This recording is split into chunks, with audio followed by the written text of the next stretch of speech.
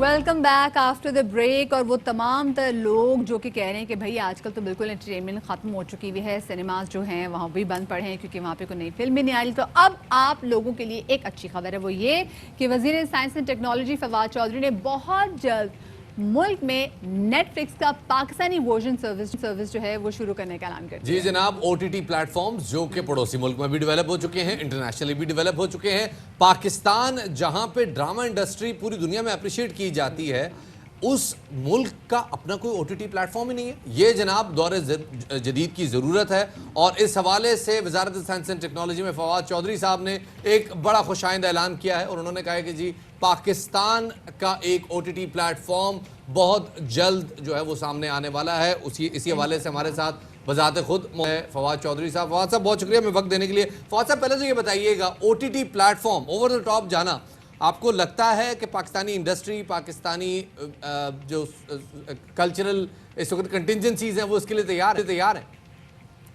देखिए, पहली बात तो यह है शफात के पाकिस्तान 1967 में 1968 में दुनिया का तीसरा बड़ा फिल्म मैन्युफैक्चरर था और सिनेमा स्क्रीन जो थी वो पाकिस्तान में दुनिया की तीसरी सबसे बड़ा पाकिस्तान फिल्म की दुनिया का एक ताकत थी। अनफॉर्चुनेटली उसके बाद हमने एक मुसलसल डिक्लाइन देखा है और अब आके तो बिल्कुल ही जब हमारे यहाँ 2005 में हमारी टोटल 24 स्क्रीन रह गई। अब फिर दोबारा थोड़ा सिनेमा रिवाइव हुआ और तकरीबन 200 के करीब सिनेमा स्क्रीन हमारी आई हैं। लेकिन अब सिनेमा में ये कोविड की वजह से फिर एक बहुत बड़ा झटका लगा है। इसका बराह रास्त असर जो है वो हमारे कंटेंट मेकर्स पे हुआ है। हमारे एक्टर्स, एक्ट्रेसेस, ड्रामा लिखने वाले, डायरेक्टर्स, ये सारे लोग जो हैं उनको उसकी पिंच जो है वो फील हुई है। दूसरी तरफ हमारा, जैसा कि आपने कहा कि जो टेक्नोलॉजी है अब ओवर द टॉप जो ओटीटी जो है एक्चुअली उसने डीटीएच और बाकी सारी टेक्नोलॉजीज को टेक ओवर कर लिया है। लिहाजा अब इसके दो पार्ट्स है। ये इसका एक तो टेक्नोलॉजी पार्ट है और एक इसका कंटेंट पार्ट है। हमने जो किया है वो ये है कि जो टेक्नोलॉजी है उसमें दो इश्यूज हैं।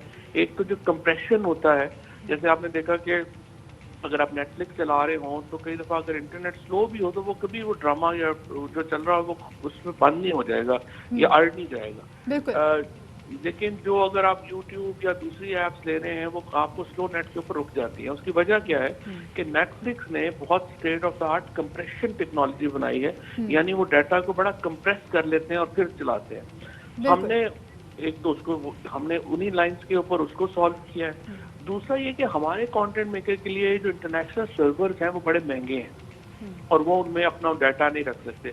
लिहाजा हम लोकल सर्वर्स की फैसिलिटी देंगे ताकि उनको महंगा ना पड़े और वो ये आपने चौधरी साहब बड़ी ज़बरदस्त बात की। लेकिन जैसे भी आपने पहले बात की ना कंटेंट के हवाले से, तो पहले पाकिस्तान के अगर आप थिएटर का भी कंटेंट देख लें, आप ड्रामास का कंटेंट देख लें, आप फिल्म का कंटेंट देख लें, ये तीनों कंटेंट इतने जानदार और तगड़े कंटेंट होते थे कि हमसाय ममालिक की जितनी भी चीज़ें हैं, चाहे वो थिएटर करे, फिल्म करे, ड्रामा करे, उन्होंने हमें कॉपी किया है। लेकिन अब समहाउ कुछ क्वांटिटी के चक्कर में हमारी क्वालिटी जो है वो थोड़ी सी नीचे गिर गई है और स्पेसिफिकली अगर जहाँ क्वालिटी अच्छी हो वहाँ पर बैन लग जाता है। तो इस हवाले से क्या किया जाएगा?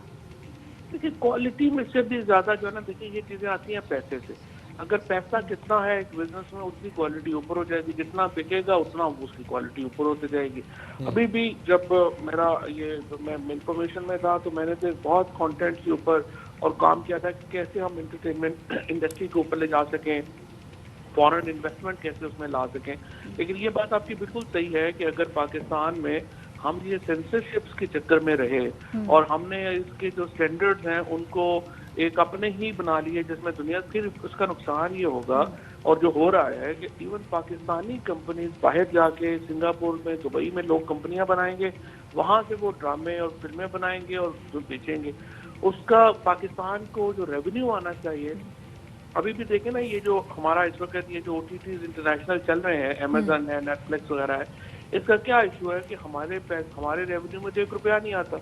और अगर हमने इन कंपनीज को बैनिस्तान बने रहे और इन कंपनीज को हमने डिस्करेज करते रहे तो फिर उसका नुकसान सिर्फ ये होगा कि हमारी अपने लोग जो हैं उनको बाहर कंपनियां बनानी पड़ेंगी और पाकिस्तान एक बहुत बड़े सेक्टर का जो टैक्स रेवेन्यू है अभी भी ये तकरीबन $20 बिलियन पे चला गया है और ये 20% पे हर साल ओटीटी का बिजनेस बढ़ रहा है। अब 20% पे जो बिजनेस बढ़ रहा है और आप उससे लाताल्लुक हो जाएंगे तो आप अपना बहुत बड़ा नुकसान करेंगे। और डेफिनेटली एक और ये बड़ी एक क्रिटिकल बात है। लेकिन फवाद साहब, एक और बड़ा अहम मामला है कि इस वक्त जो पाकिस्तान का कंटेंट है वो मास मीडिया के लिए डिज़ाइन हो रहा है। मास मीडिया के लिए जब कंटेंट बनता है तो उसमें अवामी मामलात को बड़ा मद्देनज़र रखा जाता है। OTT प्लेटफॉर्म्स के हवाले से एक बिल्कुल नई अप्रोच की ज़रूरत है प्रोडक्शन की। क्या आपकी ऐसे लोगों से बातचीत हुई है जो आपको लगता है कि इन प्लेटफॉर्म्स में आने के लिए, रिस्क लेने के लिए, एक्सपेरिमेंट करने के लिए राज़ी हैं? देखिए, पाकिस्तान के अंदर लोग तो बहुत ज़बरदस्त पड़े हैं, बड़े बड़े अच्छे लोग पड़े हैं। मैंने अभी मिनिस्टर इंफॉर्मेशन से शुभदीप फराज साहब से भी मैं यही बात कर रहा था कि आप पैमरा को ज़रा बताइए कि ये इंटरनेशनल स्टैंडर्ड के अगर वो गाइडलाइंस बनाए, पाकिस्तानी जो हमारे लोकल ये आम मीडिया का जो हमने बनाया है उससे उसको अलग है, और अगर उसको हमने मिक्स कर दिया तो फिर जाहिर है कंटेंट क्वालिटी गिर जाएगी और उसका तो फायदा नहीं होगा। तो मुझे उम्मीद यही है। फिर इसमें देखिए इंटरनेशनल कंटेंट भी हमें लाना है। उस मिसाल के तौर के ऊपर साइंस एंड टेक्नोलॉजी में पाकिस्तान में तो इतना काम नहीं है, तो जाहिर है हमें इंटरनेशनली लेना पड़ेगा। अब ये तो जो प्राइवेट, क्योंकि ये गवर्नमेंट का अपना प्रोजेक्ट तो नहीं है, हम तो सिर्फ प्राइवेट सेक्टर को एनेबल करेंगे कि वो ये लॉन्च करे। तो अब ये प्राइवेट सेक्टर की अपने इंटरेस्ट होंगे, वो देखते हैं वो कैसे उसको और बेहतर करते हैं। और सो आई होप सो कि पाकिस्तानी जो अपना टैलेंट है उसको काफी फायदा और होगा। लग रहा है लोग भी थोड़ा बहुत अपना दिमाग खोलें। लेकिन फवाद, प्लीज जाते जाते जरूर बताइएगा कि जो हमारे जो टेलीविजन पे जो सेंसरशिप्स है और जो OTT की प्लेटफॉर्म पे जो चीज़ें बनेगी, तो क्या उनकी सेंसरशिप पॉलिसी आपको लगता है कि सेम होनी चाहिए? यहाँ पे एटलीस्ट इन प्लेटफॉर्म पे आज़ादी होनी चाहिए कंटेंट के हवाले से? देखिए, कंटेंट में ना पहले तो मैं आपको बताऊं कि जिस तरीके से इंटरनेट इंटरनेशनलाइज होता जा रहा है, अब जो गूगल के अगले प्रोजेक्ट्स हैं वो सैटेलाइट से इंटरनेट देना है। गवर्नमेंट की जो एक होल्ड है ना नेट के ऊपर, वो वैसे ही आखिरी 3-4-5 साल है। आप एक ऐसे मामले में अपना वक्त ज़ाया करना चाहते हैं जिसका कोई एंड नहीं है, तो आपकी अपनी मर्जी है। टेक्नोलॉजी जो है वो लोगों को बहुत एनेबल करती है, उनको आप उनकी मर्जी के खिलाफ सेंसरशिप नहीं कर सकते। अगर आपने अपने ये इसके ऊपर अगर आप सवाए इसके कि आप अपने आप को ही जो है वो हर्ट करेंगे, अपने पाँव पे कुल्हाड़ी मारेंगे अगर आप अपना जो कंटेंट के ऊपर सेंसरशिप जो है वो ज्यादा रखेंगे और आप इंटरनेशनली मार्केट से आउट इंटरनेशनली कम्पीट नहीं कर सकेंगे और मार्केट से आउट हो बाउंड्रीज जाएंगे, को इररेलेवेंट हो जाएंगे। हाँ। बहुत बहुत शुक्रिया जी। फवाद चौधरी साहब हमारे साथ मौजूद है। पते की बात कर रहे थे, हम अफगानिस्तान नहीं बना सकते इस मुल्क को।